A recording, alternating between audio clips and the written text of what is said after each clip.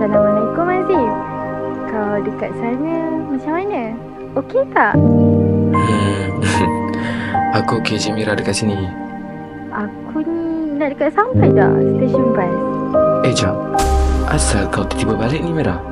Bukan dah start kerja ke dekat company baru hari Tu ni? Azim, aku ni baru lepas kena buang kerja tau. Jadi, apa plan kau lepas ni Mira? Sebab tu aku balik ni nak buka gerai ayam goreng. Eleh, kau ni pandai masak ke Mira? Yang kau pandai tengok dengan pandai makan je kan? Kau ni. Kau nak pandang rendang aku lah sekarang ni. Bukan macam tu Mira. Aku ni duduk luar dah 4 tahun dah tau. So, hari-hari aku jadi chef. Main aku. Tapi kan Mira, kau dah buat kira-kira? Oh, dah. Aku dah buat kira-kira dah. Aku agak dalam 9,000 ke 10,000 ringgit macam tu. Banyak tu Mira. Azim, tapi kau jangan salah faham tau. Aku nak jumpa kau ni bukan sebab nak minta duit.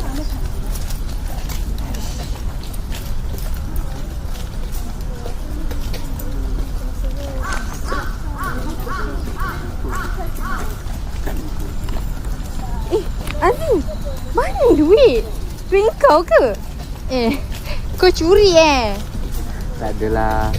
Aku tu buat investment sikit. Ada duit lebih, aku bagi dekat kau. Lagipun, aku dah tak sempat nak beli macam tu. Tak sempat?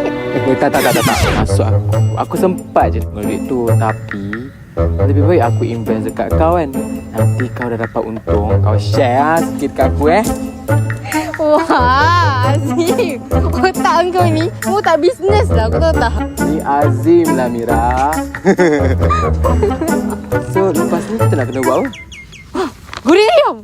Jom!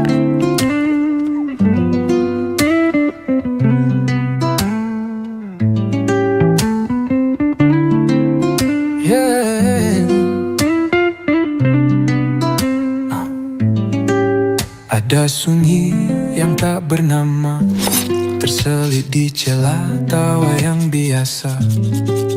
Langit pun tunduk menyapa bila mata tak lagi mampu bicara. Ada langkah yang makin perlahan, tapi masih mahu menari dengan harapan. Di balik bayang yang sama ada cahaya yang diam-diam menyebar. Tak perlu tahu ke mana akhirnya, cukup kau rasa aku di sini.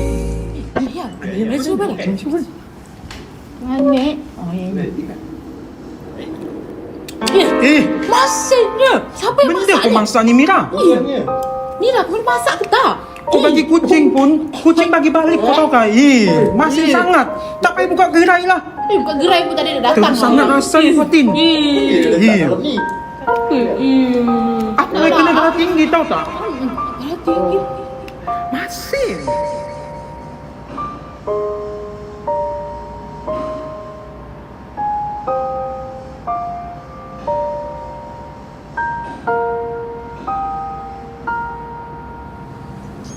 Mira, kenapa aku tengok kau macam sedih hari ni? Tak ada apa. Cuma aku rasa plan aku yang nak buka gerai ayam goreng ni macam tak jalan lah. Betul lah kata kau. Aku ni tahu makan je. Sorry tau Hazim sebab kau banyak buang masa dekat aku. Mira, cuba tengok lagi dekat atas tu. mendung je kan. Tapi kita tak tahu bila langit ni akan cerah. Mungkin esok, lusa. Mira boleh bayangkan betapa cantiknya kalau langit dah cerah. Kan? Macam itulah dengan Mira. Mungkin hari ni Mira gagal, tapi esok, lusa, mungkin bulan depan atau lagi 3 bulan, Mira akan berjaya. Azim pasti Mira akan jadi businesswoman paling berjaya dekat Malaysia.